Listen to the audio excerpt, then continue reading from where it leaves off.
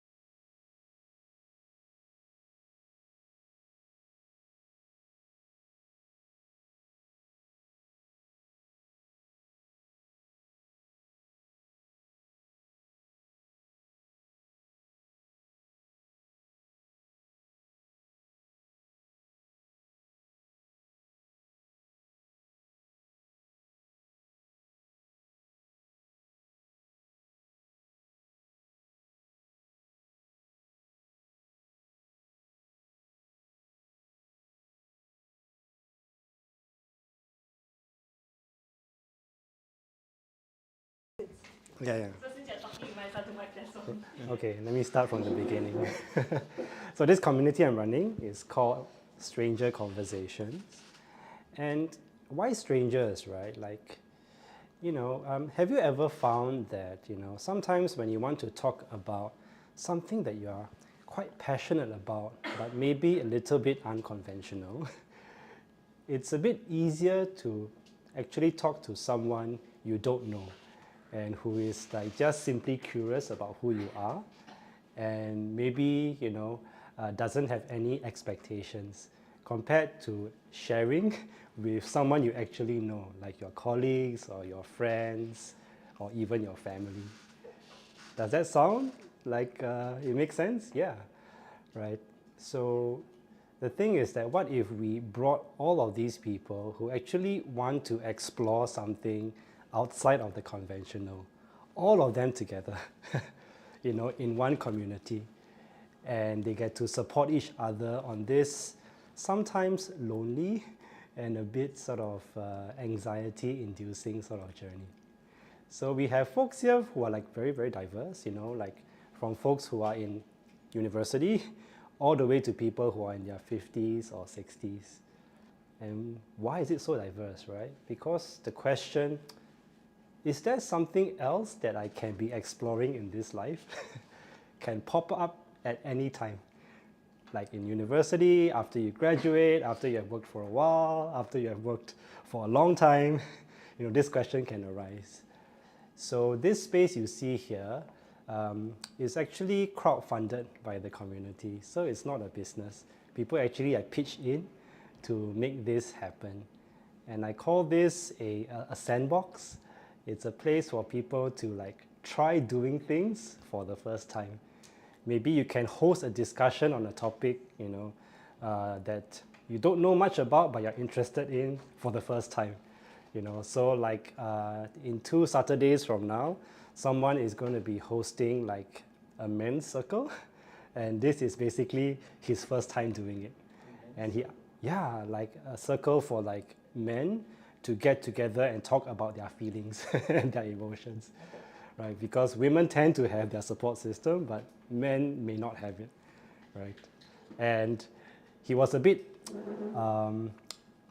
worried, right? He asked me like, oh, what are my qualifications to do this? And I told him, well, you are passionate about this topic and you're a man. That's good enough. So just try lah, So the whole purpose of this community is to make trying things out, to make exploring just a lot easier, and less lonely. And the folks here who come and use this space, sometimes they run events and activities, and we also have like co-working here as well. So the space is open from Thursdays to Sundays, and on Mondays to Wednesdays, it is shared with a tech company called Try and Review, right? Yeah.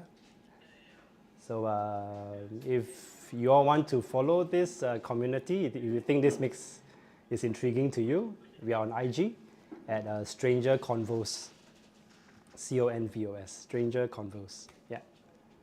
Thank you. Any questions? Please, thank you. Hi, and have a good evening.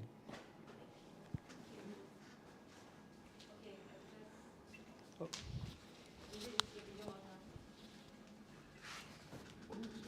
There you go. Still fail. Still no good. Hello, hello, hello, hello. Yes, the reason why we are very happy to like host WildSpace and HSS is because like Hello, we hello. try to bring in as much sort of like unusual topics, topics that don't always sort of get covered in very sort of conventional stories and narratives, you know, and it's a way for the people in this community to also easily rub shoulders with other people who are passionate about what they do. Yeah. Hi. Sorry? Oh, they can find seats around. They can. Oh, are they on their way? Oh, that's. Oh. You don't recognize me yet. Okay, I don't usually wear specs. You wanna sit here?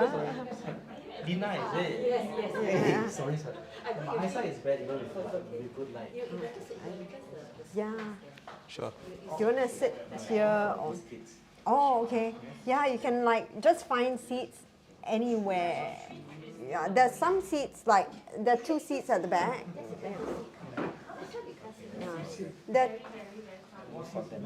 Yeah. Would you like to kind of like pop to the back by any chance? Yeah. Yeah. Would you be able to see from here? Okay. Yeah. There are 2 chairs at the back, if that helps, and then there's 1 stool. Yeah. Can we get people to kind of like sit there? Yeah. Yeah, if you don't mind, yeah. Let's pile it on Shiva. Yeah, I can like sit at the back or something. Yeah, okay. I am sitting straight. What do you mean do? It's your angle. Even yesterday, the photo you took was. Why, reflecting? No, because he was asking me to sit up straight. Oh, And I was like, I am sitting up straight. Oh, are you? No, I don't think so. No, that's a different one. So later on I got a call quiz.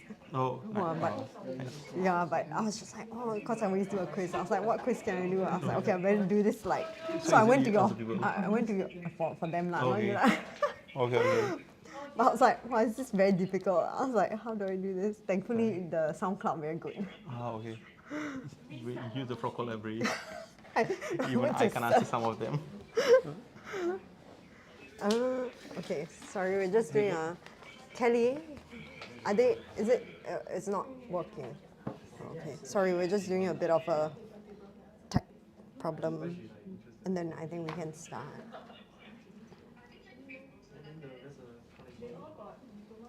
Yeah. Where do you come from? Like right now. Like just now. Home. Yeah. Oh, okay. Because it's reading week, so I haven't got much classes. Oh, okay. So yeah. Yeah. Huh? You came from school, right? Do you go home first or do you come straight from school? Consulter. I have 1 consult with 2 students. No one has emailed. This is the first time no one has emailed for consult. Did you put out a call for consult? I never do. Do you all work in the same My department? colleagues, Yeah. Oh. we have the same job. Oh, for real? Well, I clearly do more. I clearly do more. Then Shiva used to work at the museum, which is also at NUS. Can I watch from my phone?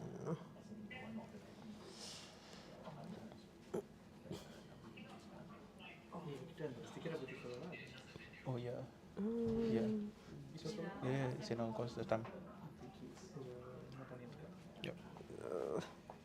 How do I do that? Do you have trouble seeing the screen and sit here instead? No, It's pretty good here. can see enough. There's space here as well.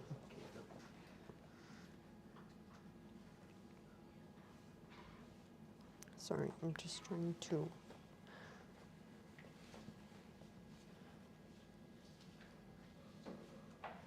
How do I watch it from my phone?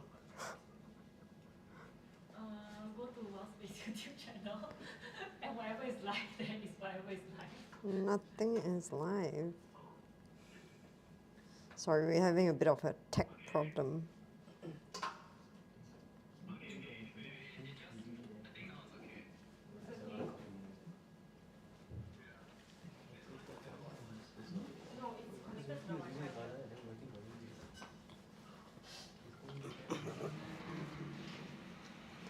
Okay,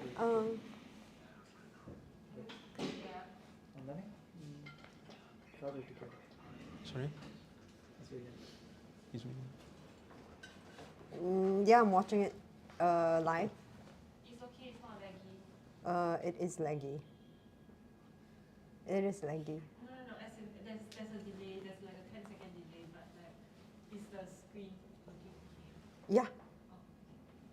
Yeah. Okay.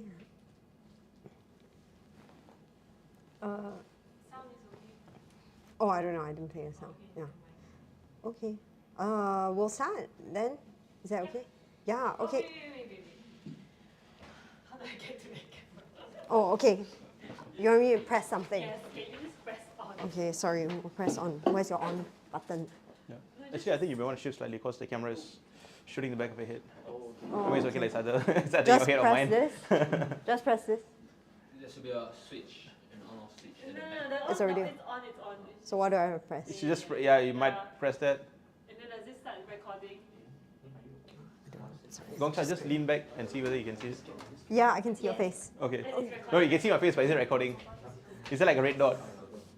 Yes, there is a red dot. Okay, cool. Yeah. Oh yeah, it is recording. Okay, cool. Yeah. I'll try to speak softly. No need to try to speak softly. No, he's going to Okay. go deaf at the end of the session. So Okay. yeah. So sorry. Thanks everyone for coming to Wild Conversations. So yeah, what is Wild Conversations? It's really a casual conversation. So please feel free to kind of like raise your hands and ask questions at any point in time.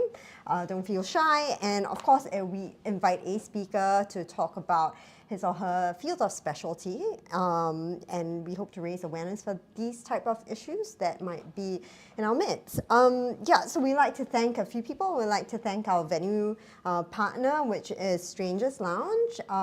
It is Jinshawn represents Strangers Conversations. That is the lounge owner here. Maybe you want to say a few things to those that weren't here earlier about what Strangers Conversations is. Yeah. Yeah, I guess in summary, it's You want to take your mic? Yeah.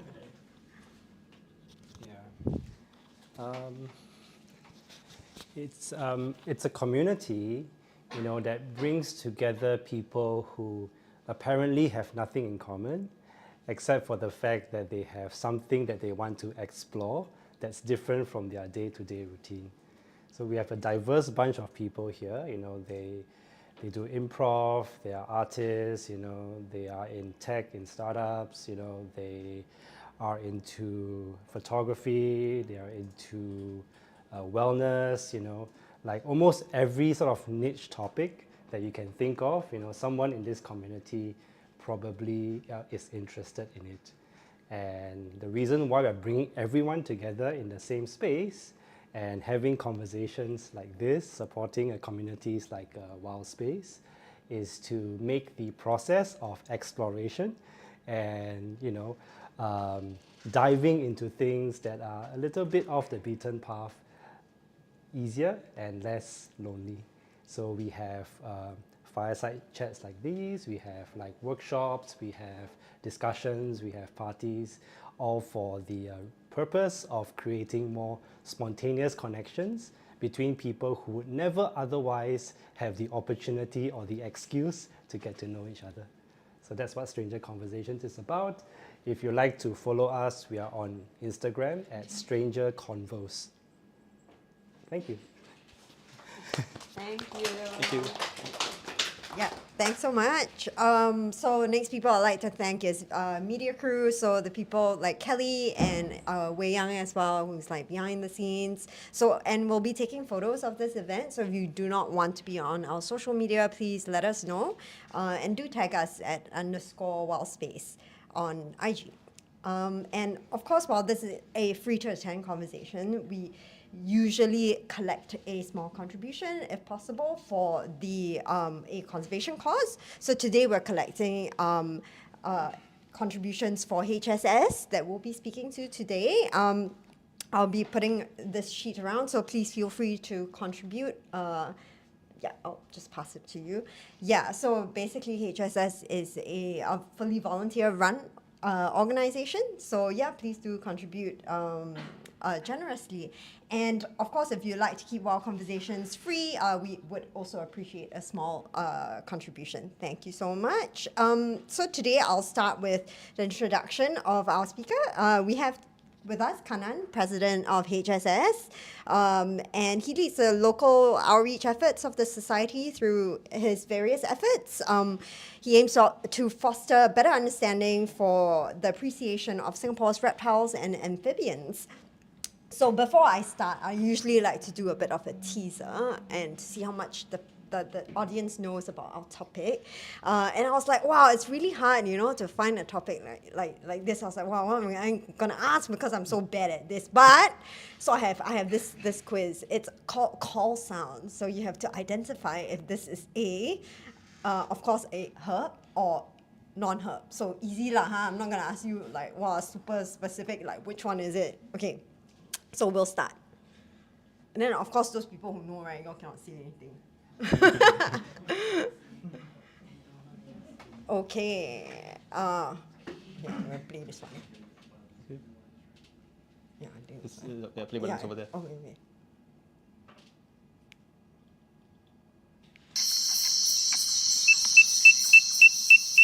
Okay, so I have A and B.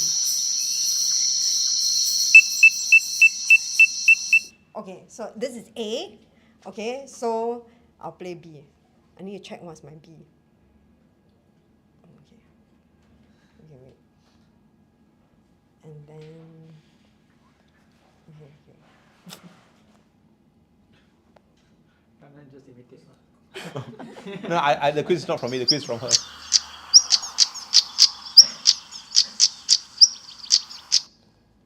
Okay, so basically... Sorry, I need to shut this. So, do you think A or B is a herp? So a herp is like reptile or amphibian, right? So is it A or is it B? Do you need me to play the sound one more time? Yes, please. Oh, shucks. You did that purposely, right? Yeah. Okay, this is B. Feels like a bee. Oh, sorry, my B not playing, I don't know why. Let me refresh. Oh, okay. So check later. Okay, so that is B. Yeah, please sit. Oh, good. So while they are sitting down, I can reload my page. That's not loading. Okay lah.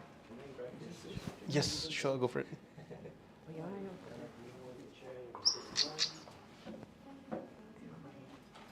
So that is B. How come like that? Okay. Okay, sorry. Let me just try and play A again. So this is A.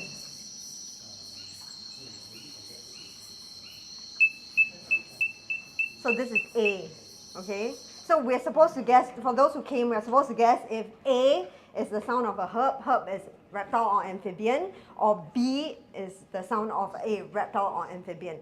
So this is A.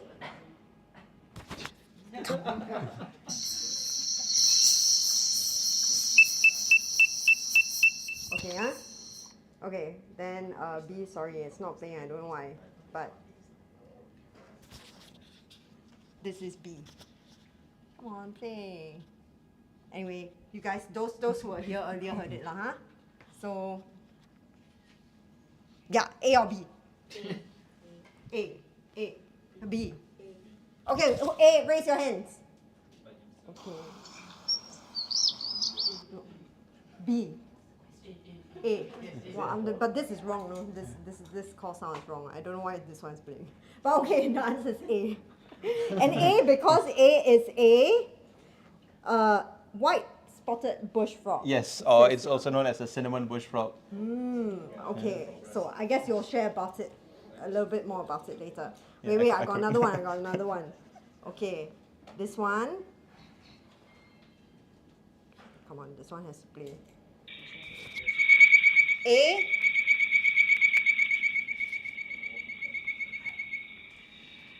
Okay, or B.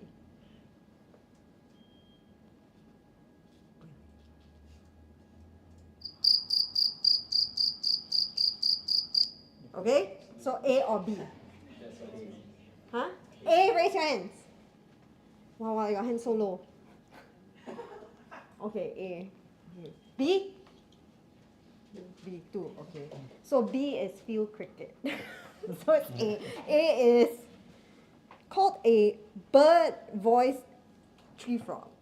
But I think it's not found here. So Yeah, it's not native. Yeah. it's like, okay, and last one. Okay. Ew, where's my last one? Okay, this one.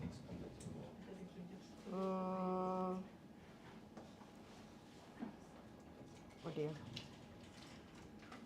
Oh, here, this one.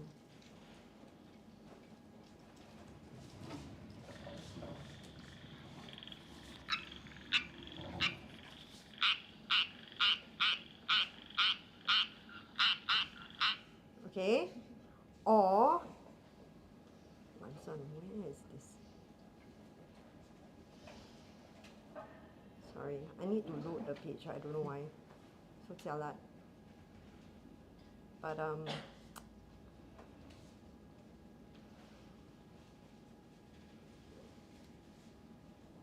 yeah, I'm trying to find it. Cannot find it. Oh, okay, there we go.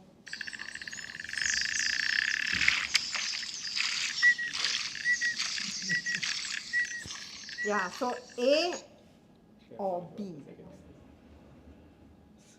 I'm not going to play again because this is so difficult. A. So 2 people. 3, 4, 5. B. So B? Wow, so maybe B. It is.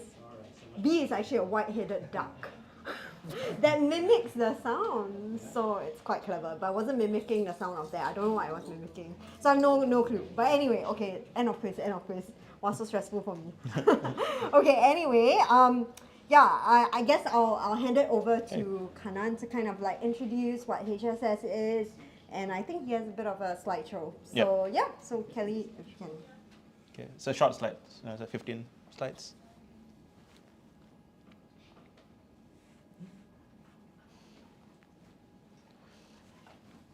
Yeah. Sure. Okay, hi everyone, I'm Kannan, President of the Herpetological Society of Singapore. Happy to be here. Right, so my title is When Snakes Fly, right? It's a play on the whole when pigs fly kind of thing. Right, we'll be looking at some snakes that fly in a while. For those of you who do not know, yes, there are snakes that fly. But yeah, let's just carry on with the thing. Kelly, please. Yes, okay. There is, I got to do a warning, right? There will be photos of reptiles and amphibians. Okay, so for those of you who do not want to see photos of reptiles and amphibians, maybe you can turn away. They will be on mostly every slide, right? I think like 10 out of 15 slides will have a photo of a reptile or amphibian, either in real or art form. So this is a warning, because sometimes we've given these talks and then people come to us afterwards and say, hey, you should include a warning. So like, okay, here's a warning, like in case you guys didn't know. Okay. Cool. Kelly, next slide, please.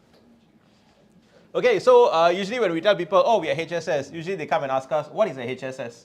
Okay, so this is what a HSS is. All right, okay, you guys can read. Okay, but HSS is pretty much, we are a volunteer-run society, and it's made up of, currently we had 43 members, and there are 43 members who are either they are passionate about conservation or they're just passionate about learning more about the natural world.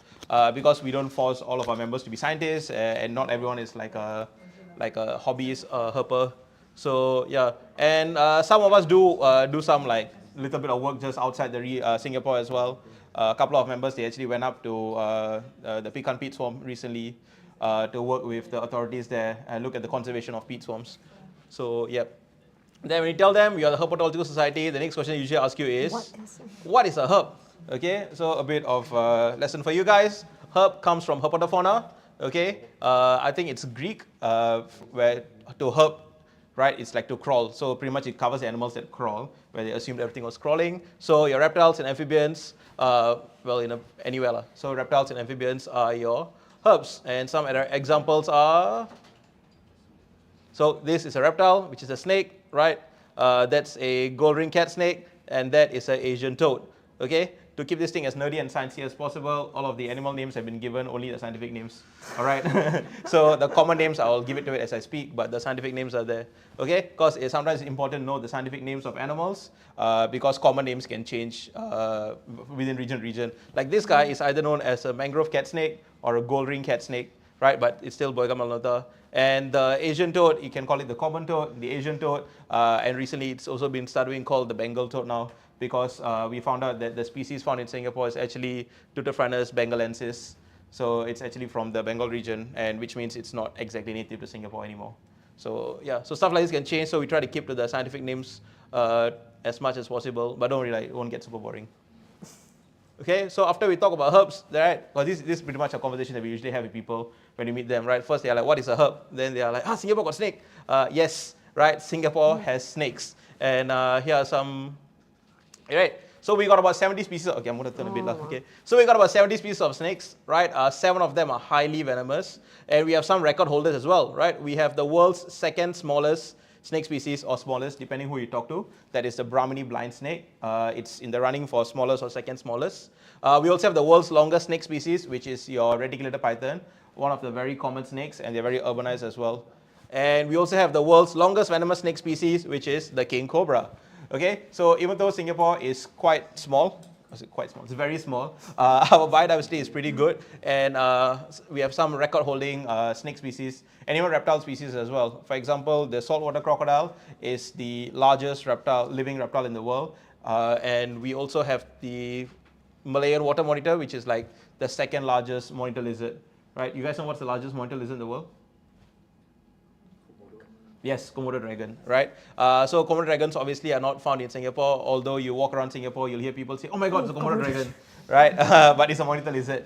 We have 3 species, and none of them are the Komodo dragon, okay? However, if you know your monitor lizards and you do see a Komodo dragon out in the wild, I'll suggest start running, climb a tree, call the police, in this order, okay? If you see a Komodo dragon in the wild, please seek the authorities' help, okay? And right in the corner over there, Crassophilia paradisi, which is the paradise tree snake or paradise flying snake. Yes, we have all these cool snakes, and we also have 3 out of 5 of the world's species of flying snakes. 2 of them are native to Singapore, 1 of them is not, so that's actually a native one, the paradise tree snake, and they are known for flattening their bodies. They extend their ribs out, they flatten their body, and they kind of glide, a bit like a ribbon fluttering, and they actually go from high spots to lower spots.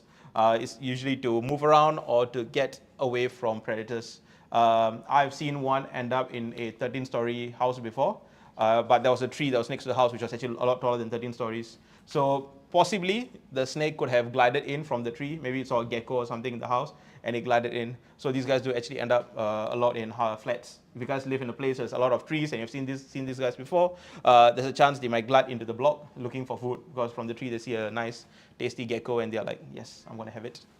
Okay, so yeah. Next one, please.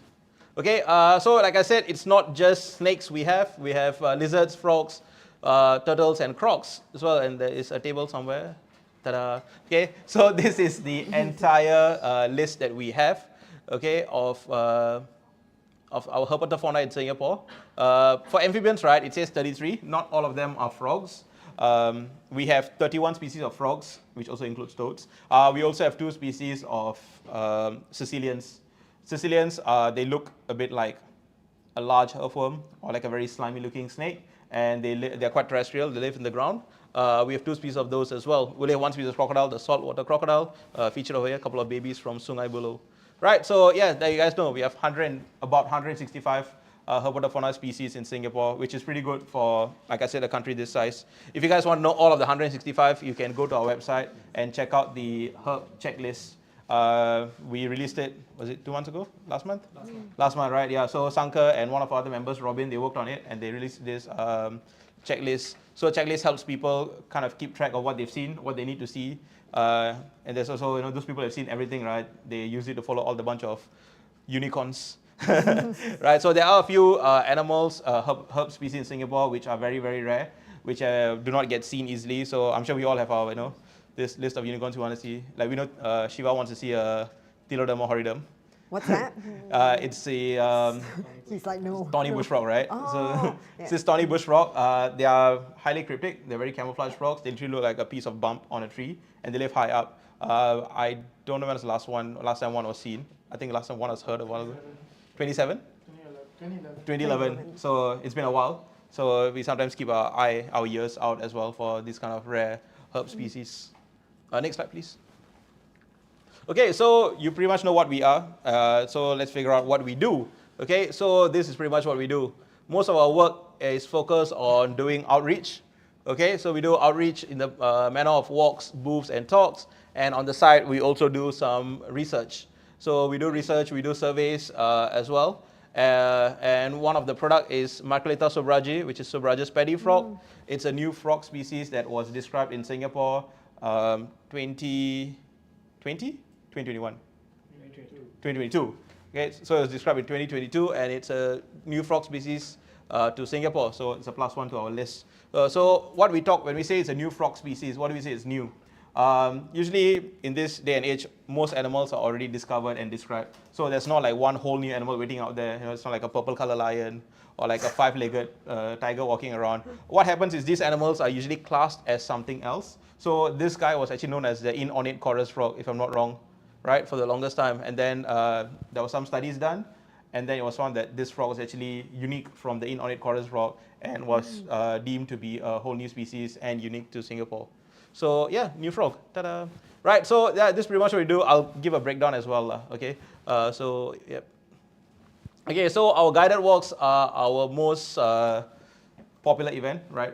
Most people who know HSS, they would know us from our guided walks. So we do a variety of guided walks. We do day walks and we do night walks, right? Night walks, we do them only like 2 to 3 times a year. Guided walks, the day ones we do every month, and we take people to a variety of habitats. So sometimes we do forests, we do mangroves, we do Sungai Buloh as well, right? It's good because we get to bring people into nature. And a lot of times these people, they either don't experience nature the way we do. Either they go there very fleetingly, like they go for a jog and they're done, or they have not even been there. Sometimes we talk to people, they're like, oh, you know, especially when we take them to places like Sungai Buloh, they're like, oh, I've never been here before. I didn't know we had like crocodiles, or we didn't know it's such a big reserve in the northern part of Singapore.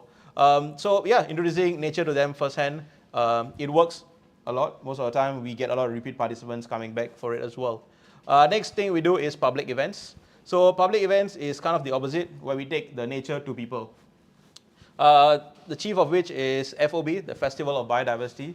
There's one coming up actually in May. 25th, 26th. Yes, 25, 26. It's happening at Punggol 1. Right. If you guys follow any of our, I think you follow either HSS page or WildSpace page, definitely we'll start advertising about it soon. You can come over there. So what we do there is we have a bunch of posters, we have specimens. These are real life specimens. People like to ask us, is this real? And then they ask, can it breathe inside? So yeah, real, yes. Can they breathe? No, they're already dead, right? It's preserved. Some of our solutions are very clear, so people think these are water animals, but no. Okay, so yeah, we bring these to people, and then we show them like, oh, these are animals that are found in Singapore. Some of them are native, some of them are not. So it's pretty good. We do get a very good outreach experience from this. On our end, our members get to talk to people. Sometimes we get the awkward questions. And sometimes we get the negative questions, right? The awkward questions is stuff like, what's HSS? Got snake, okay? The negative ones usually come from a place where they are like, oh, they see a snake and they know they jump back, or they start telling us negative things, or they kind of like give us a kill record of how many snakes they've killed, even though we don't ask them for it, right? So we have to deal with them, right, tactfully. So we talk to them and ask them, why are they, what? Oh, yeah, I thought you were like, I thought you were going to like share experience. I was nodding. Oh, yeah. I thought you were going to share some experience, someone told you a kill record. So we asked them like why they do this and what's their purpose, and what do they know about snakes and everything. And we try to like do our part, right? Obviously, we try not to get angry at them or start fight over there, right? Because we don't want two people to start getting into fights. Okay, also specimens are quite expensive, so don't fight near my booth, okay? Yeah. So we also have posters. We have posters as well that show what projects we do. There's one covering urban reptiles of Singapore as well. I think one of my favorite things about the booth is when sometimes children come up to the booth and they are like at the eye level of the specimens, and then they're just like wide-eyed just looking at all these things, right? They have no idea what they're looking at. They just know that they've never seen this before. And then they ask to hold them, and then sometimes we give them like a piece of monitor lizard skin. Babies love it, right? Because one side is smooth and one side rough, right? Then you give it to the babies and they just like play with it. Then I stopped doing that because I realized that the second thing babies will do after they hold something is to put it in their mouth, right? So after that, I stopped doing it. But yeah, it's great, right? Monitor lizard skin is a good sensory tool for kids. Okay, but do not go and harvest your own as well, okay?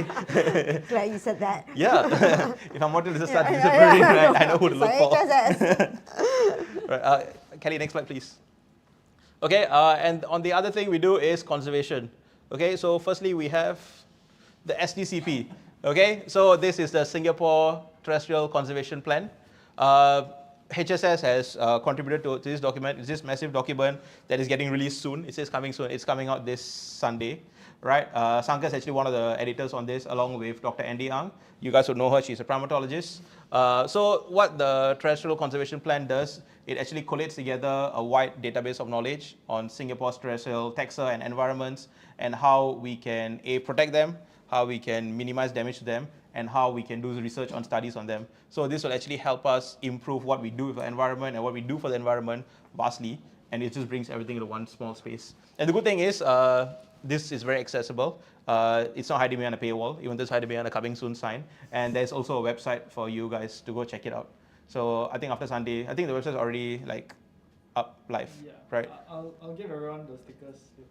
Oh, you got stickers. Oh, wow. Yeah. Everyone goes home with a sticker. So yeah, you guys get a sticker. The sticker has got the link for you to go check it out. So tonight you all can read this book. Okay. So yeah. So this is one of the conservation things that we have contributed towards. The next one is surveys. So we do collaborate with surveys. Some of them are on a massive scale. Some of them are small. One of the small ones that's happening soon is the Mandai. That's exactly what you look like when you're on a survey. Okay, we all have our own little magnifying glass in case we don't know what you're looking at. The current upcoming survey we have is the Mandai one. So Mandai does this biannual survey. One of them is bird survey and one is herp, where they actually do the survey on their grounds. And they always invite HSS for the herp one. So it's pretty good. You get to walk around the zoo, bird park, night safari, and river safari at night, and you get to see the herps they have over there, which is pretty good because obviously the zoos are actually within the Central Catchment Nature Reserve, which means the biodiversity there is pretty high. So that's pretty good. But yeah, we also do other surveys along the way, and sometimes the ad hoc surveys where one or two of our members will go and participate to support another company. Next slide, please. Okay, projects. So the calls that Daphne played just now, they actually came from our frog call library. So it's one of the projects that HSS has done and is still doing. I think they've actually started expanding to Malaysian frogs now as well. So the frog call library, it's on SoundCloud. It's not on Spotify, okay? You guys can go find the frog call library. It contains almost every frog found in Singapore. All the calls are there. Some frogs have got different calls for different purposes. You also will see a bunch of frogs that are from the region, so within Malaysia and stuff like that. So it's pretty good. If you guys are walking around your house at night after a good rain, you hear a frog call, you don't know what it is, you can go and compare it over here, and it'll help you find out. It's like a frog Shazam, but with more effort on your part. Okay, you got to record it first, and then you got to play it, and you got to compare them together, and you got to go through all of the stuff. So yeah, so this was initiated by two of the co-founders, the Law Bros, Ing Sin and Ing Tong, and yeah, it's pretty good. It's a really good tool, and I think it might be actually the first of its kind in this region for a frog call. Is there a bigger one around? Borneo has, okay, obviously Borneo has one. Borneo is like the place for frogs. place. It's a place for frogs. Okay, so yeah. The next one is something I kickstarted a while ago because post-COVID I was wondering what to do. Okay, so this is Project Run Over because animals get run over. It was started in 2021, and it's pretty much a roadkill project that looks at herpetofauna, reptiles and amphibians. The reason I wanted to do this is because I felt that Singapore, we know that Singapore is very fragmented, right? We are not like other countries where our green areas and our grey areas are very far apart. When I say grey, I mean concrete, all right? Because if you have friends who live in other countries, family living in other countries, when they want to go hiking or they want to go to the beach, they're traveling very far out. Sometimes they're like, oh, I'm taking the weekend off to go to the mountains, right? But Singapore's not like that. Our green and grey is very interspersed, which means the animals are also found in all the little green pockets. And when they try to move around, sometimes they are not the best at road crossing. Okay, and our vehicles are fast, right? I think Singapore, we have about 1 million vehicles, right? And this is 1 million motorized vehicles. I'm not counting all the stuff that goes on pavements, but the project looks at stuff that goes on pavements. So if you guys see like something that's been squashed by a bicycle, or maybe on a mountain biking trail, you guys can send it to us. We still look at it. So even though it says roadkill, what we are looking for is actually wildlife vehicle collisions, which is the proper nerdy scientific term lah. Okay, so wildlife vehicle collision is simple. So it can be any kind of vehicle, motorized or non-motorized, and it's a collision thing. So even if the animal doesn't die, we still can take the data. We've got some data where the animal's gotten run over, but they survive, right? In fact, I think one of our members, Dreamer, actually submitted the monitor lizard that got run over at the last F1. Because everyone saw it get run over on TV, right? Yeah, so yeah. you know what, it counts. So yeah, it's actually in our records as well. Okay, so yeah, as of today, I think we are standing at 750 submissions since 2021. So there is a lot of submissions. Most of our stuff is largely snakes, and the top, I wouldn't say contenders, but the top victims are the reticulated python, the Malayan water monitor, and the Asian toad. These are the big ones out of all of the taxa. For the turtles, they are usually very little, but where they get hit usually is the red-eared sliders, right? They are not native, and people raise them as pets and stuff. So yeah, what do we hope to do with this, right? So obviously it's not just a morbid fascination with the dead stuff. We collect them, and then we want to look at hotspots where these animals are getting run over. We want to see whether there are places where there's no animals getting run over, even though it's nature there, right? So obviously something's happening there that's not happening in other parts. And using this data, we can actually push for conservation and protection of these animals. So it's like stuff in STCP, where we have actually given our thoughts on roadkill and how roadkill mitigation can be improved in Singapore. So, yep. Okay, this one I'll just touch on lightly, okay, because probably you guys know a lot about the urban herps that we have in Singapore from other talks and from websites and stuff, right? But yes, some of our reptiles and amphibians have actually gotten very used to the human structure. In fact, you are more likely to see some animals in urban structures or in urban areas than you do in the wild, right? For example, the reticulated python, right? Very common in Singapore, and they eat a lot of rats, right? I think like 70% of the diet in Singapore is actually made up of rats. And where do you think you can find the most rats? Trash, right? And rats, how do they usually move about? Like what methods do they use to move? If you don't see them running around on the street, where are they? Drains, right? So when these rats are moving around the drains, the pythons are like, yes, my sushi train is here. Okay? So yeah, so we have pythons living in our drains, right? Who knows, maybe every coffee shop has got a python, has got a resident python living under the coffee shop and waiting to take out the rats, right? So they're very used to these things. So they actually find a better food source in our environment, right? Frogs as well, right? Earlier I said when you guys walk around your estate, you hear frogs at night. It's because these frogs have adapted. They are good to live in the drains, they're good to live in the fields, small grassy patches and all these kind of things. And obviously some of them get a bit too close, right? You live on the 3rd floor and there's a lizard at your door, not a monitor. It's a monitor lizard, not a Komodo, huh? Okay, so that's the Malayan water monitor. This one became quite famous, I think, end of last year. I think it was end of last year or this year? No, mid last year. Mid last year, right? So there's Verena Salvatore. And I think during that period, there was this like few news that came out of monitor lizards being in the house. This Right. was a day before the Festival of Biodiversity, and the Festival of Biodiversity was at Bedok. Oh, yes. Yeah. So this is who we use to give out flyers. Okay. So those who live at Punggol this year, you all have monitor lizards giving out FOB flyers. Okay. So yeah, so I think after that there was another one of this TikTok, this guy chasing a monitor lizard down the the corridor as well. And then there was another monitor lizard that was actually hanging out on the parapet, right? It all happened within like a few months. Okay, so these animals, they don't come out of the jungle looking for us, looking for food, right? Sometimes they are just already there, just we don't see them, or they start looking for food and they end up the wrong way, right? Maybe it's walking around and it's like, oh, stairs, I'm going to go up and see what's the end of the stairs, like a little adventure, and then they get confused along the way as well. Most of the time, if you leave them be, they will actually return back to where they came from, and if they are clearly trapped, or you feel like this monitor lizard does not want to leave your house, you can call the authorities. So you can call NParks or you can call ACRES, and they'll come and they'll like take the animal and they'll release it somewhere far away, but not very far away, but no, somewhere where there's more nature-y stuff. So yep, next one please. Okay, so yeah, I've spoken enough, so I was going to take a break this time, and I was going to target the HSS people in the crowd to share some of their funny or good herping stories. I've got 2 people, so yeah. So you guys give me about 5 stories each, right? I can drink some water and rest my throat. Yeah, so I'll pass the mic to them. So, yes, for real. Be on camera also. Oh, okay. Oh, yeah, so you can you be on guys camera also. can come and sit here and share your stories. So, these people are also from HSS, and then yeah, we want to know what like funny stories or what got you into like herping or like yeah. Do you want to sit here? Yeah, come on. So this is Sankar. Sankar is one of the co-founders of HSS, and he was ex-president. So he's the reason I'm in this mess and we're all in this mess together. It's a pyramid scheme. It is. Yeah, so I got started with herping back when I was in my NS, first year of NS, and I was very bored because I had a lot of extra time on my hand.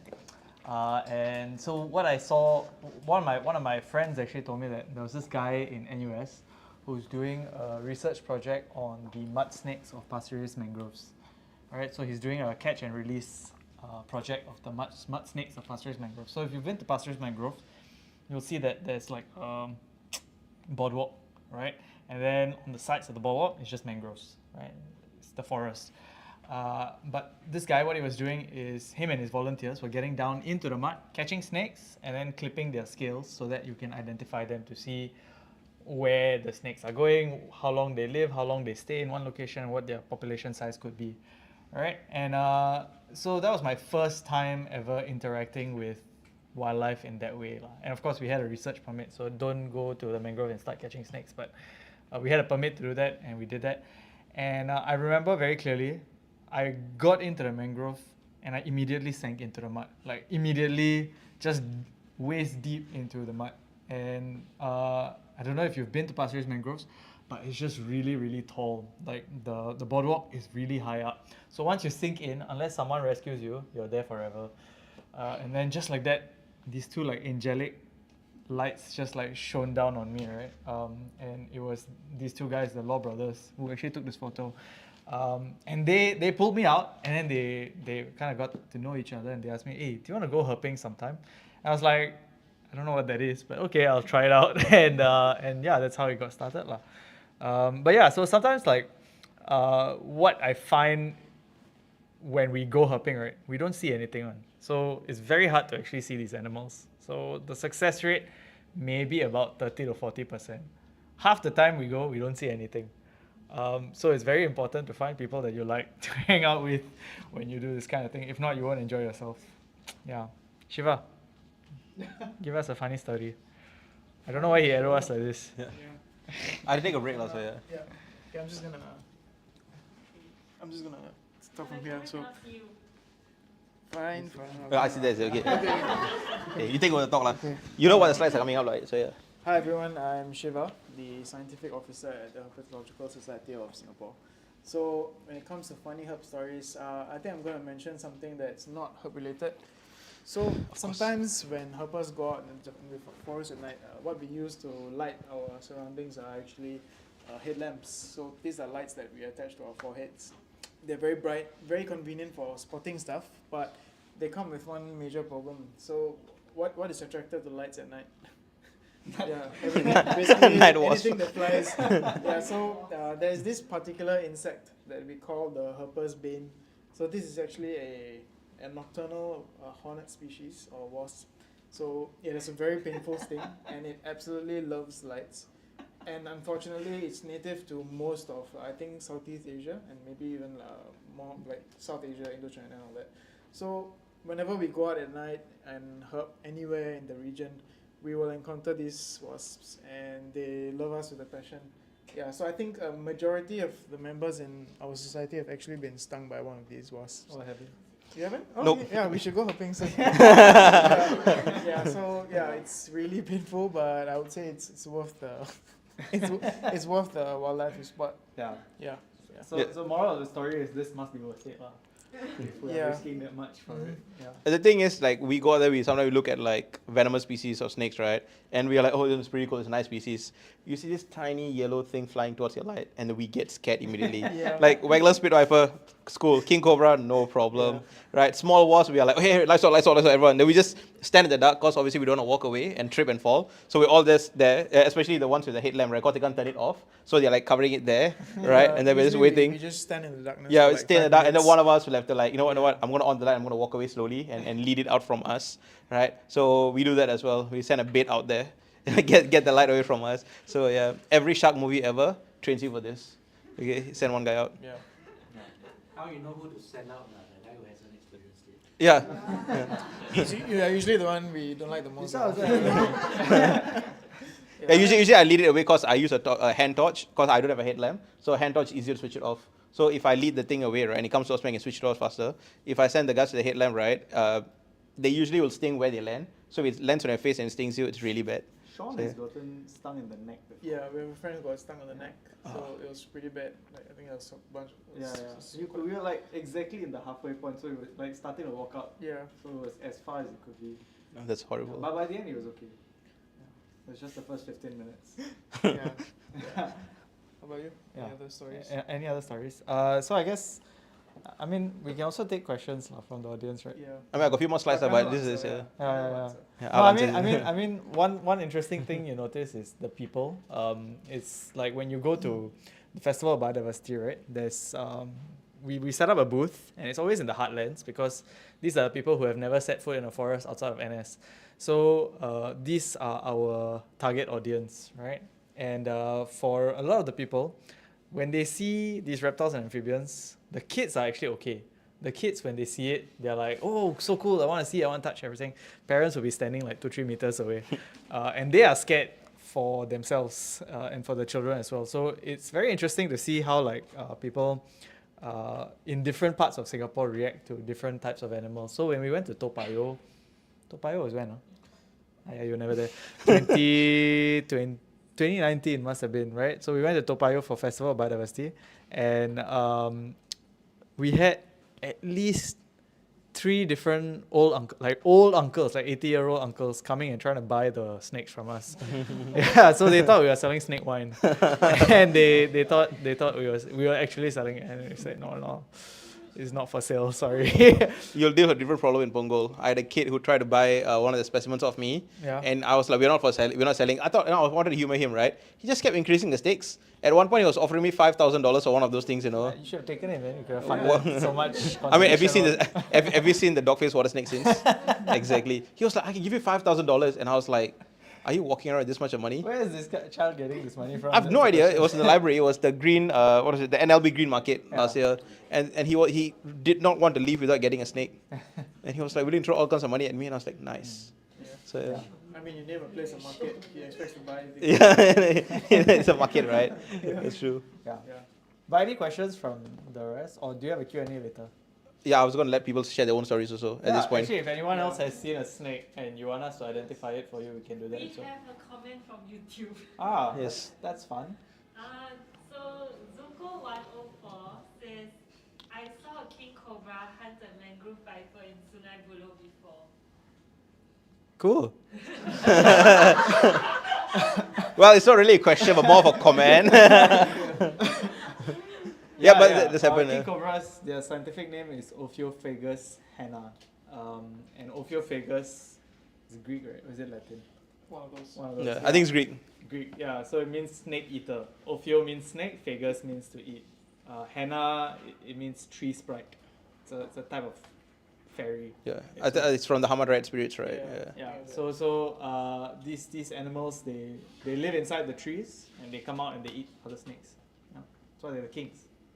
Yeah.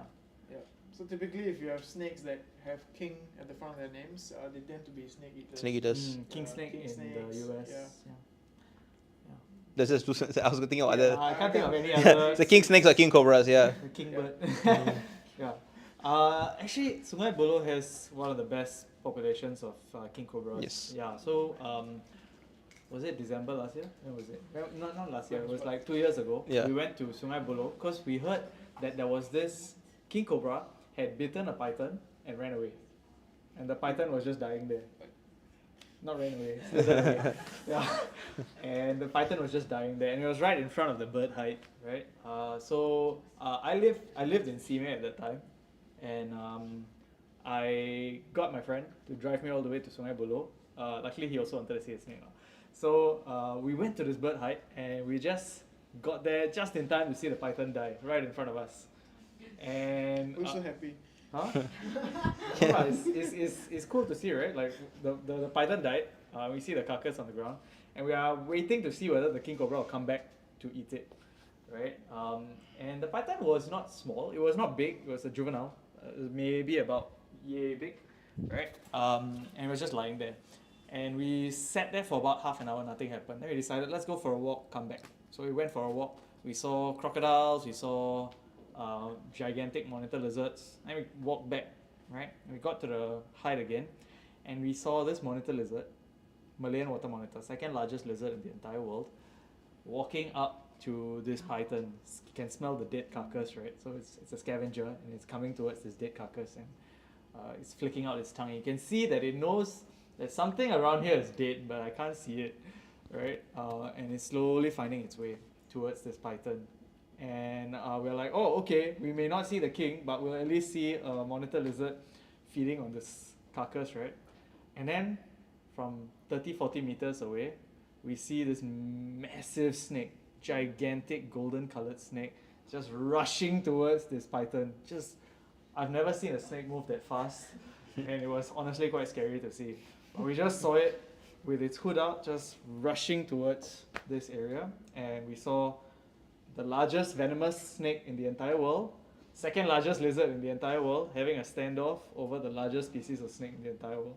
So it's just like this incredible National Geographic, am I allowed to say National Geographic? National Geographic moment, right? Like right in front of us, that you just see all these like titans just clashing. And so the king cobra, it scared off the monitor lizard, so it slowly pushed it away, right?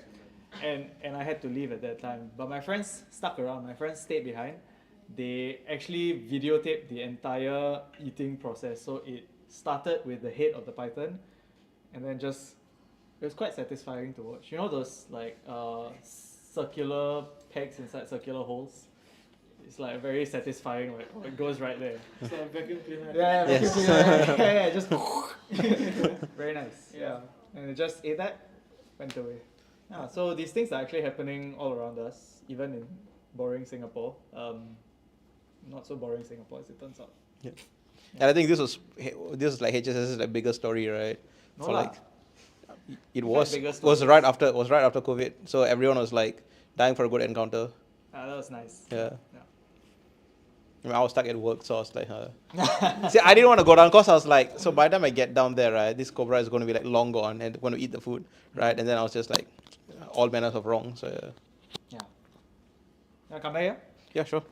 You guys got no more stories to share. Thank you.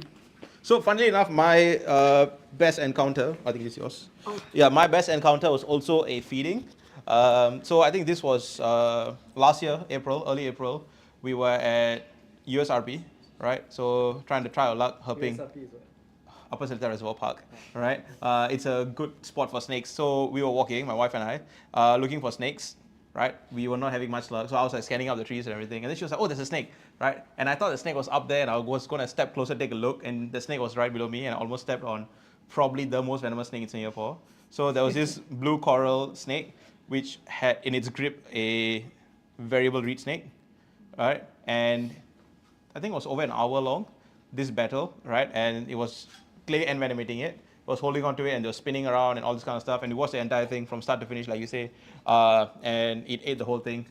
The whole thing happened as well. was interesting to watch because I expected the prey to die very quickly because this snake is highly venomous and they are also known to have like the largest venom glands compared to the body size. So I think it's like a third of their body is actually venom gland, right? So there's a lot of venom they're going to pump into this thing. And this prey snake was not dying. In fact, it was actually putting up a fight and it was like spinning around and all these kind of things. Probably tried to like break out of the grip. But yeah, it was pretty good. I think that was probably like my best herp sighting. Do snakes usually inject all the venom that they have in their body, or when they kill, is it like all species specific? Or? There. I think it might be species specific or purpose specific. I think there's inconsistent Yeah, data on this about like so venom control is like this thing. There's a myth that goes around. Okay. Yeah. There's this myth that goes around that young snakes are dangerous because they don't know how to control their venom. So they will just release all their venom into you when they bite you. That's a myth. That's not true at all. There's no evidence that they actually control their venom for that particular purpose like that. Yeah. So it may be anything. Yeah, there's also this thing with dry bites. Dry bites basically means when a venomous snake bites you, it doesn't inject any venom into you because venom is protein and they do not want to waste it on you because they can't eat you. So they rather save it for hunting. So what they'll actually do is they'll bite you a dry bite, which means there's no venom injected. So there's always a chance of a dry bite if a venomous snake bites you because venom is expensive to waste. So Right? But how- never assume. Yeah, but how do you know if it's... Don't. Well, you'll never know that it's a dry bite, but I guess you'll find out sooner or later that it's not a dry bite, right? So yeah. But obviously, if you guys ever get bitten, right, and I hope none of you do, right, please go to like the nearest hospital, right? Don't worry about finding out which hospital has anti-venom, because even we ourselves are not sure. There are a few options Tan Tock Seng has, but then there's supposed to be another one. Is it CGH? Because I was told that it's not CGH and it's NUH now. But either way, right? Go to Tan Tock Seng first, right? Or go to any other nearest hospital. They should be able to slow down the venom spread and then direct you to wherever you're supposed to go. And if you can get a photo or an ID of the snake, good as well, so you can tell the doctors what bit you, because different snakes have different kinds of venom. All right? Please don't try to catch a snake and bring it with you. Okay? That's how you get a snake bite. Yeah, because that's how the doctor's going to get a snake bite. Okay? And then he's going to be like, who's going to cure me now? Okay? So please don't try to catch a snake because you're going to get a second bite. It's not going to be a dry bite as well.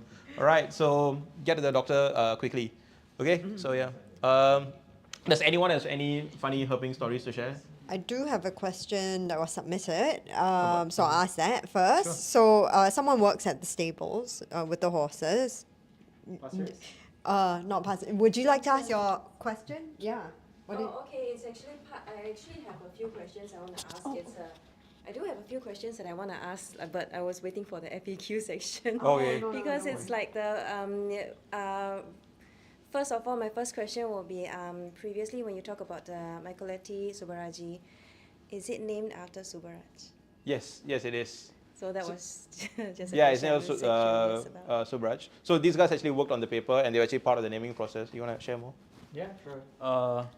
So Subraj was actually one of our mentors when he passed away in 2019. So for those who maybe the younger folks might not know him, but Subraj was one of the pioneer conservationists in Singapore, and he was like someone who was very big into advocacy, especially in a time when Singapore advocacy was something that was quite hard to do. Now in the 2020s, it's very easy to like engage with the government, but at that time it was much harder, and he was still doing it, right? And a lot of wildlife knowledge in Singapore comes from not just him but also his contemporaries, so the people that he worked with. The baselines that we know of Singapore at that time all come from him, and he was one of our mentors when we were starting up HSS. So he passed in 2019 and we published this paper in 2022, so we thought it was fitting to, it was our first major publication as well, so that's why we honored him. What was the other question? I think that was very sweet way to honor a great man. My second question comes with is two parts. First part is, what is a this? What is this? Okay. Yes, this is a common wolf snake, Lycodon capucinus. It's a you can show it around. It's a. Do you have a picture of it later? No, I don't think I have Don't capucinus. have. Yeah. Okay. So it's a Yeah. Picture this in your minds, people.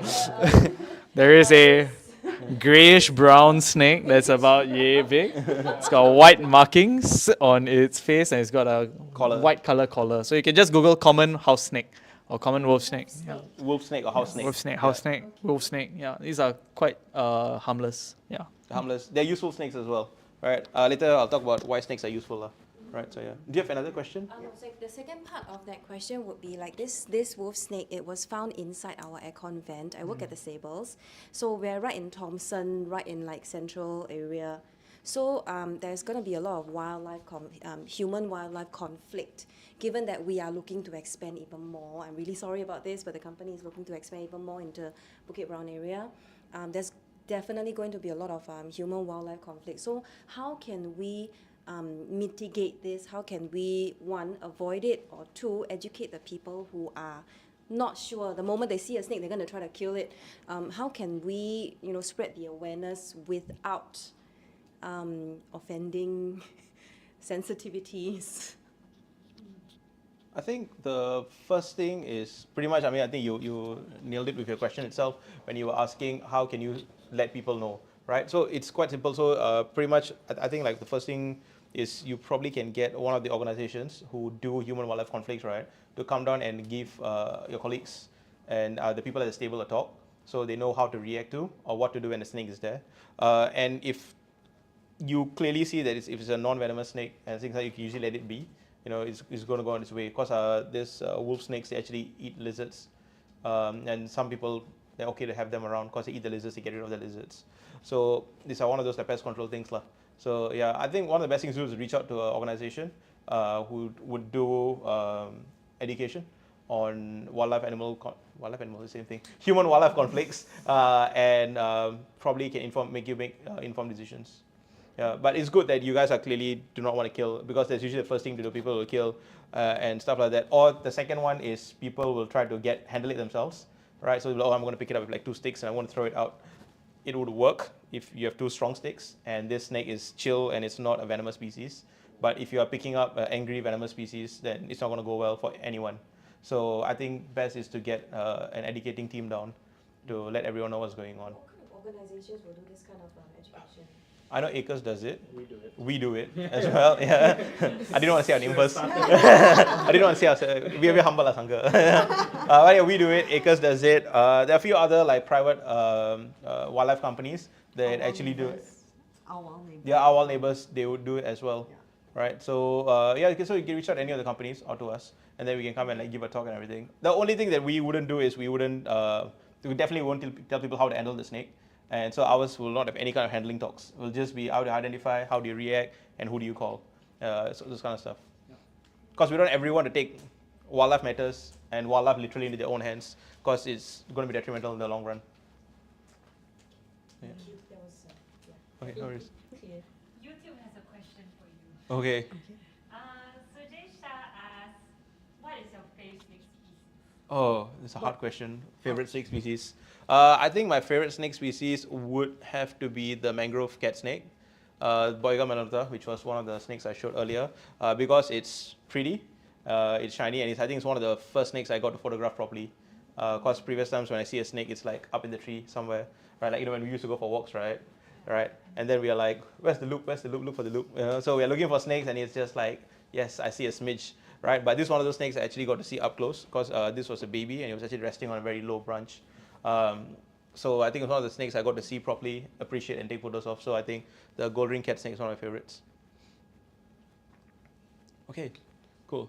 Yeah, I think we can actually carry on with the slides, and then I think she's got a question. You got a question? Okay. Yes.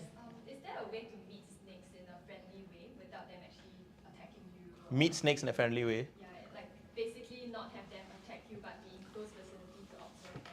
So the thing is, snakes don't look to attack us. Like any animal, right? It doesn't look to attack us, but any animal can attack you, right? Like even we can attack each other, because we all have this little bubble. No, that was not instruction. That was not the instruction. So we all got this bubble of personal space, right? And some of our bubbles are bigger than others. So if someone gets into personal space in a threatening manner, forget the MRT lah. Okay, MRT, we all got no personal space. We are all in one giant bubble together. Okay, but if you are in a personal space and someone enters it in a violent manner, you will react. right? And your reaction could be either you try to push this person away or you try to run away from them, the flight or fight response. So similarly for animals, they have the same thing as well. So if let's say you do see a snake, if you're lucky enough to spot a snake on a walk and you want to get close to it and take a photo of it, always keep a respectful distance. Venomous or not, every snake has got a striking distance. So you can't assume that, oh, the snake will bite me if I touch it, right? Because that striking distance can actually be quite a distance from where the head is, so they can actually stretch out, bite you as well. So we usually would tell people, keep a safe distance, right, given the size of the animal, and try not to get too close, right? And if you're going to take a photo with your phone and stuff, don't get your phone too close, and always keep an eye on the snake. Because when you're looking at the animal through your camera or through your phone, you're actually having like a false perception. And if this animal strikes, right, you are not going to be able to react fast enough. So the best way to like meet a snake, using your words, is to have the respectful distance. Just imagine that this is a sleeping dog, right? And how you react around a sleeping dog, right? So always practice caution. Yeah, no problem. Okay, I think we go to the next slide. I'll take more questions later. Okay, so yeah, right. So this is something we always get. Oh, the only good snake is a dead snake. Usually we don't hear it much in Singapore. I've heard it once or twice, but usually you hear it in other countries. Okay, yeah, please don't do any of those things. Okay, as always, right? Do as I say and not as I do. Okay, so these are some of the things that snakes actually provide for us. So firstly is ecotourism. Okay, I try to keep this a bit Singapore-centric, but I'll touch on a few other points which are non-Singapore based. So ecotourism. Right, so reptiles and amphibians, they are part of ecotourism.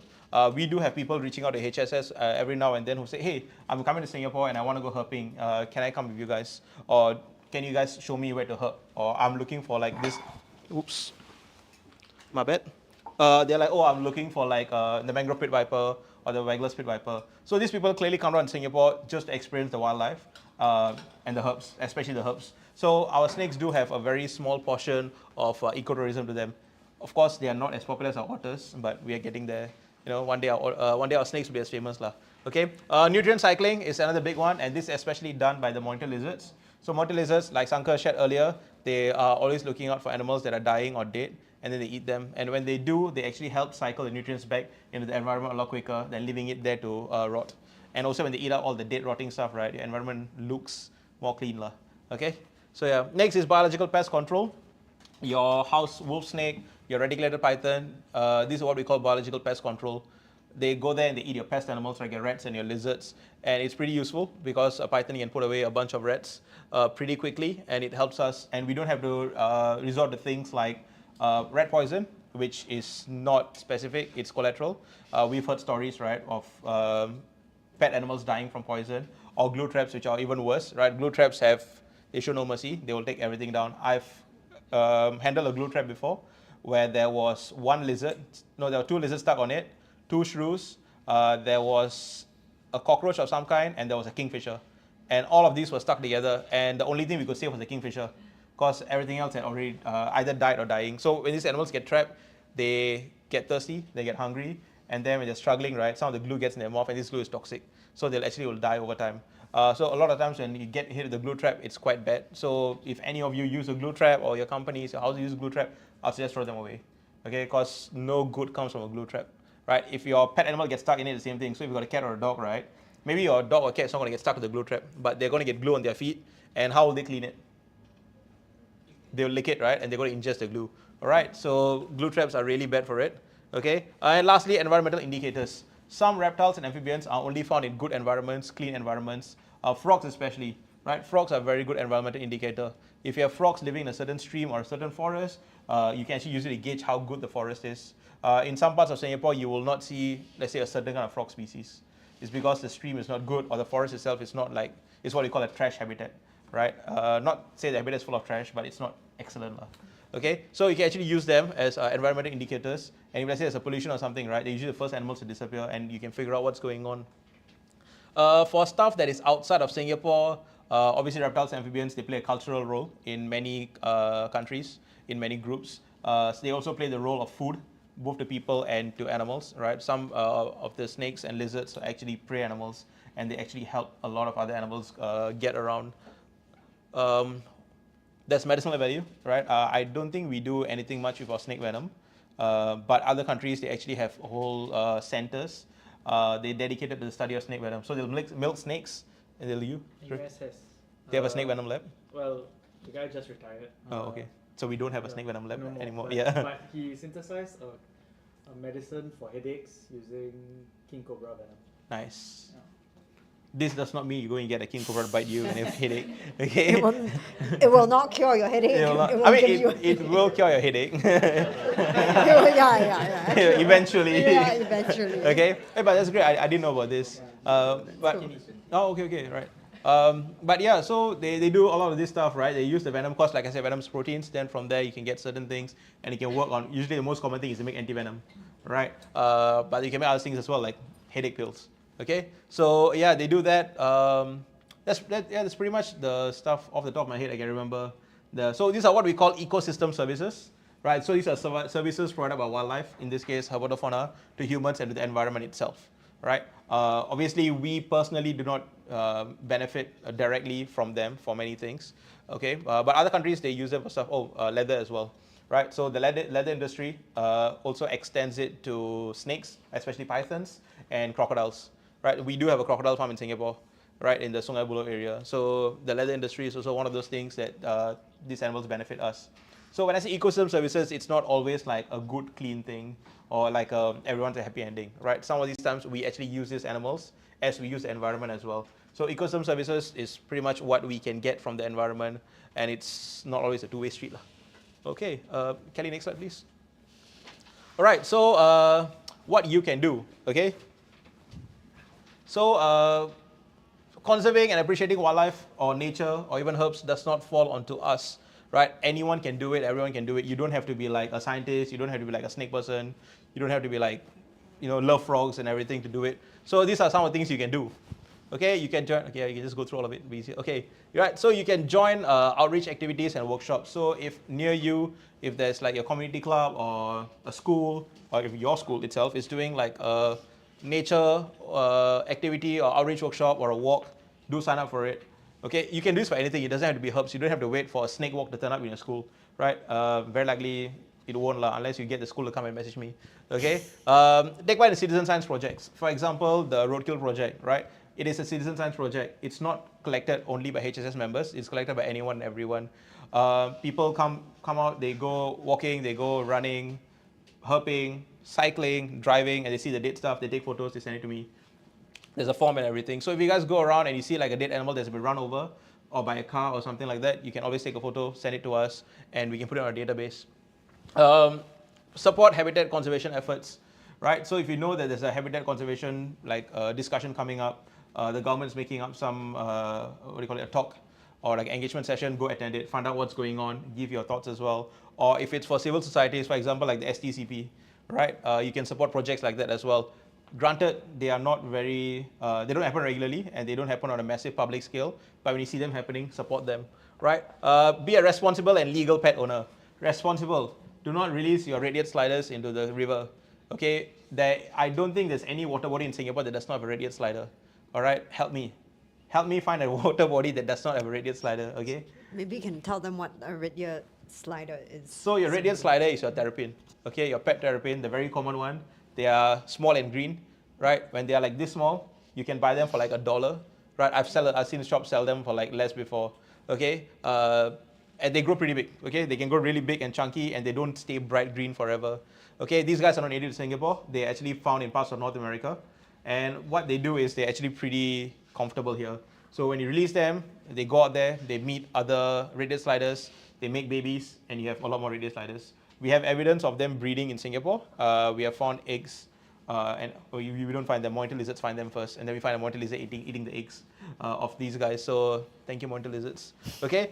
So yes, be a responsible pet owner. Right. Don't release them. If they get too big, put them up for adoption or find a friend for them to take them in. Okay. And be a legal pet owner. Right. Singapore's herpetological pet scene is very small. We have 3 animals. The white tree frog. Yeah. So we have the red-eared slider, the Malayan box turtle, and the white tree frog. It's this very chubby-looking frog from Australia, right? They look very pleasant. They got that smiley face one, a bit like the quokka, right? But squishy. Okay. These are the 3 legal reptile pets you can have in Singapore, right? However, due to the illegal pet trade, right, people have a lot more stuff. How do we know this? It ends up as roadkill on my list, right? We've gotten the ball python before. ball pythons are found in parts of Africa, right? And it was a very it was run over, I think, somewhere near Hendon Camp. And then there was a bearded dragon that got run over near Mandai. Bearded dragons are found in Australia, right? So this is how we know that there are stuff out there. And even when we go herping, sometimes we see animals that are not supposed to be here. Like you went to find the blue lizard, right? I can't remember the scientific.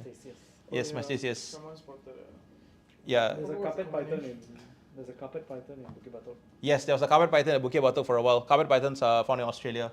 So it was there for a while. So these animals are not established in Singapore, right? Your red-eared slider.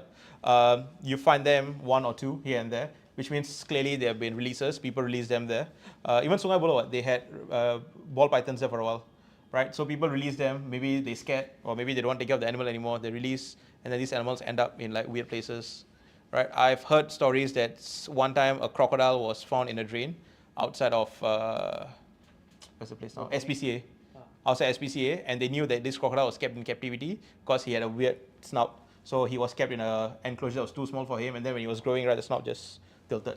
So they found it because it was, I think it was the time when Npox was coming down hard on all of these farm in the area, and probably someone dumped it, right? So it happens when they know the stuff's happening, they dump them, and it's easier when these animals are not native. But if someone dumps like a massive crocodile or a reticulated python that's already found in Singapore, right, you wouldn't usually know whether it's a released animal or not. But yeah, right, so be a responsible and legal pet owner, okay, and spread the word. Okay, spread the word can be as easy as you guys go on a walk, you see a reptile, or maybe you go running in your neighborhood, you see a frog calling, right? You record it, you post it up, and like, hey guys, there's this frog here, and I managed to figure out what it was, right? That is spreading the word. People look at it, they'll be like, oh, there's a frog, right? Most of the time, they'll just swipe immediately, they'll be like, what's a frog, okay? But it helps, okay? It's like spreading the word. Like, for example, I got into the nature scene because I started hanging out with a bunch of people, right? Unfortunately, when I came back from uni, it was very unfortunate. So I was spending all of my uni summertime hanging out with these people. I wanted to do birding initially, but then I realized that I did not want to wake up in the morning, right? Because I came back from like my summer holidays, right? So I was like, I had a very good sleep schedule. So I decided to go herping instead, a lot of night walks and everything. And that's how I got introduced to the herping scene. And after that, I met these guys. And then they made the mistake of adding me to HSS, right? Pet Inc. regrets it now. So yeah, so it's spreading the word. And I take my friends out as well, my non-nature friends. I'll force them into nature, and I'll be like, oh, come, let's go on a walk. Oh, your son will enjoy this. And I bring this poor guy who does not want to be out there and just feed him to the insects. So yeah, that's how spreading the word works, and it's hard work, but it gets across lah. Okay, next slide, please, Kelly. I think that should be the last slide. Yes, it is. That is the last slide. These are all our socials, right? You guys can also scan the QR code to find more of our socials and stuff. Okay, thank you. Yeah, thanks so much. That was really good. Do you guys have any more questions? Anyone from the audience? Yeah, now you can ask questions. Yeah. Yes. The rainbowish snake once Oh. crawling around, like, I think, I can't remember where, just like some rainbowish snake. Was it in the east? Somewhere near Bukit Panjang there. Rainbow water snake? Probably. I think it's a sunbeam. I think it's a sunbeam. It was on land, right? Yeah. There's a sunbeam. Yeah, so it's a sunbeam snake. They are really pretty. And like you say, right, when the light hits them at the right spot, they actually look like it's a rainbow snake. And they look, what's the word for it? Iridescent. They look iridescent. Very nice. Oh, if you guys got those like blurry photos as well, Sanka and Shiva will help you guys identify. Yeah, so if you guys have any photos of any herps that you need identification, yeah, you can please feel free to approach them. If not, I can close up the event. So thank you very much for that sharing. I learned quite a bit from you. So yeah, and yes, so next up we... Oh. Sorry, YouTube has another question. Okay. Yes, go for it. YouTube. What are good spots to find king cobras and blue long gland coral snake in Singapore? So the blue long gland coral snake is a Malayan blue coral snake, the one that I almost stepped on, right? So if you want to find both of them at the same spot, I think Thomson Nature Park. Anywhere in the central catchment. Yeah, anywhere within the central catchment, you might be able to see them. Especially if you want to find both of them. If you want to find them separately, then king cobra, you can always go to Sungai Buloh, because that's where they are very active and easily seen. So yeah, these will be the two spots. Cool. Yeah. Okay. So Oh yes. Can we get involved as volunteers if let's say we want to help or like join as members or something? How can we do that? So we are not taking volunteers in at the moment, and as for members, we are not. We don't take members in like easily as well, because usually for our member procedure, how it usually works is someone in society proposes, a certain person become a member, and then someone is seconded, and then we do like a little interview. Yes, that's the word for it. I was going to say a volunteer session.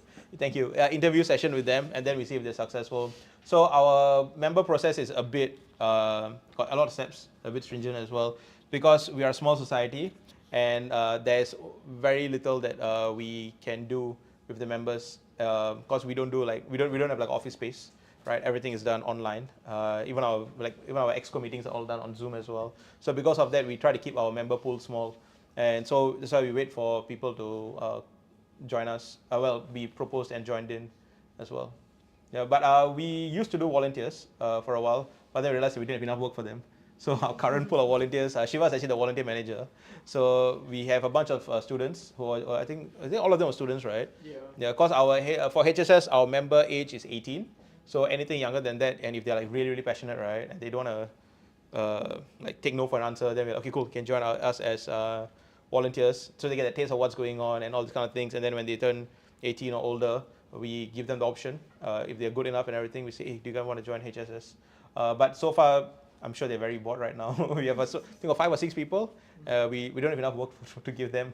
So it's a FOB, the walks once in a while, or they turn up for some of our events. So yeah.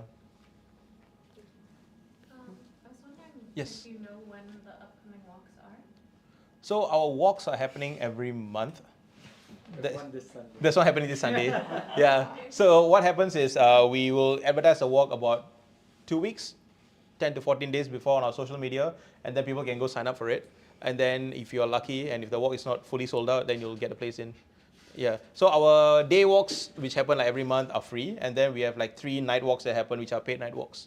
But yeah, there'll always be a guide. There'll be a small group, like 10 people, and then we take you around nature reserves in Singapore. The night ones is all legal stuff lah. There's no permits and stuff like that. So we're taking you to places which are open at night. So don't expect to go into Sungai Buloh at night. You pay me money, so I won't take you there. Yeah. So yeah. So the next one should be in May, probably early to mid-May, because the second half of May we have FOB. So yeah, maybe we keep an eye out for in the first week of May. Details will drop. I can't tell you where we are going because I can't remember myself. Yeah, but it'll be a daytime place. So Thomson Nature Park, Sungai Buloh. There's another place I can't remember now, but yes. Any other questions? No? No, All no, good. okay, Okay, yeah. So yeah, do stay tuned to their website for more details on like what you can do, how you can join, take part in some of their activities, and come for FOB because they'll be Yes. there. I will also be there as part of SWAG, Singapore Wildcat Action Group. Yes. Yeah. Yeah. So do join us then, 25th, 26th of May, Punggol 1, right? Yes. Yeah. Okay. And next up we will be next month we will also be having Wild Conversations. On the last Thursday of the month, we'll be chatting with Associate Professor Dan Wei from the Kong Chien National History Museum, and to find out more about what's so special about our coral reefs in Singapore. So he studies coral reefs and he's an expert in it. So do join us then. We'll put up more details on our social media, so do follow us. And before I tell you to leave this room and to stay wacky, wild, and curious, because it is HSS birthday month, we've got a birthday cake for you guys. Oh, So wow, please excellent. stick around to join us to celebrate HSS birthday. Yeah, and thank you everyone for coming. So we'll take the cake out and then we can sing birthday song. Okay. So HSS. So we can have cake. Yeah, HSS turned 9 this year. I think you guys formed the society unofficially in 2014, We right? started 2015. 2015, We so- started. Technically, our birthday is 31st March because that's when I registered the blog. Oh. But then I made the first post on 1st April, and the first post is just "Hello World." Yes. And that's our birthday. Yeah, so we decided to keep to 1st April. Right, yeah. So we have a birthday cake. So hopefully there's enough to go around so we can all eat. No. No. Oh, can I give the stickers out? Yes, of course. Oh, yeah. So, yeah. You want to say what you're doing? Oh, yeah. Please go ahead.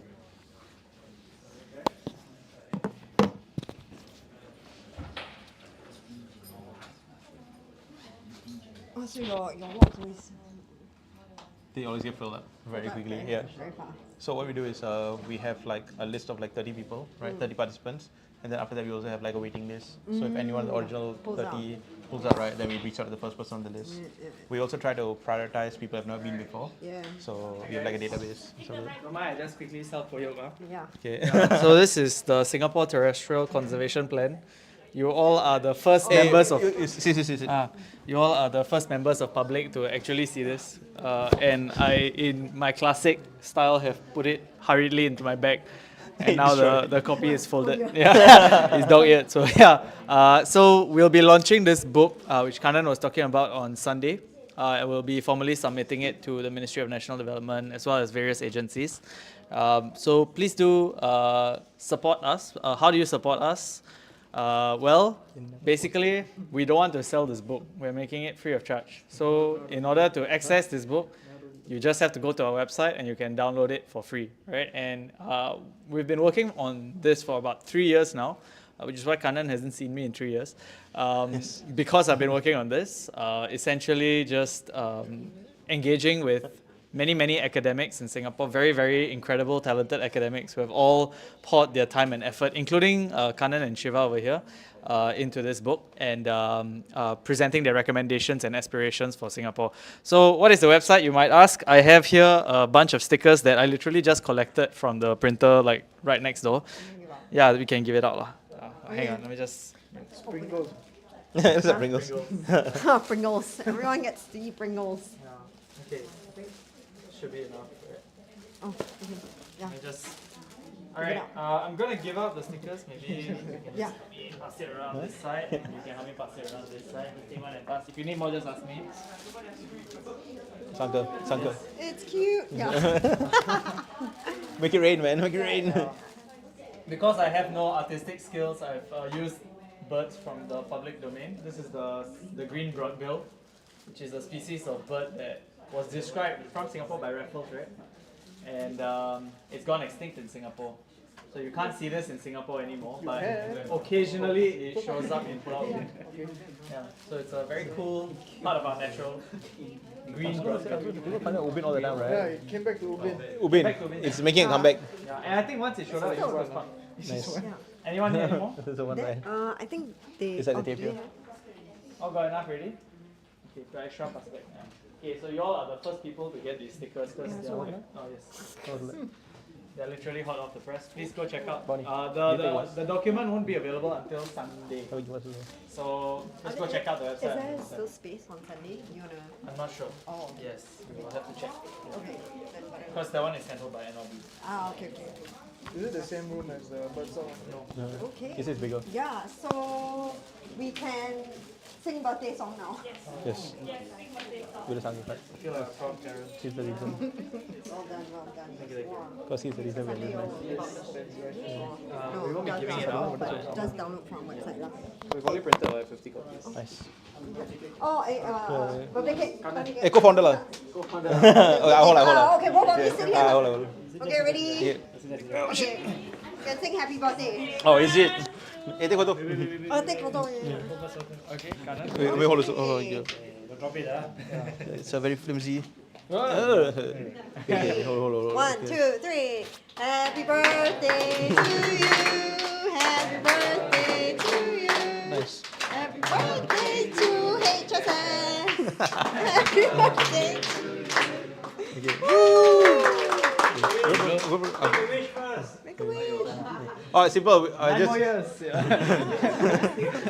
I was gonna say at least 1 more year. Okay, you wanna? Wait, does anyone want to grab it? You just let me sitting. Okay, Now now you we eat cut it. cake. Okay, yeah. class dismissed. Okay. Thanks everyone for coming. Yeah, thank you very much, everyone. Stick around and make new friends. And eat cake. I'll pass the mic back to you. I cut. Birthday people cut. Birthday people cut.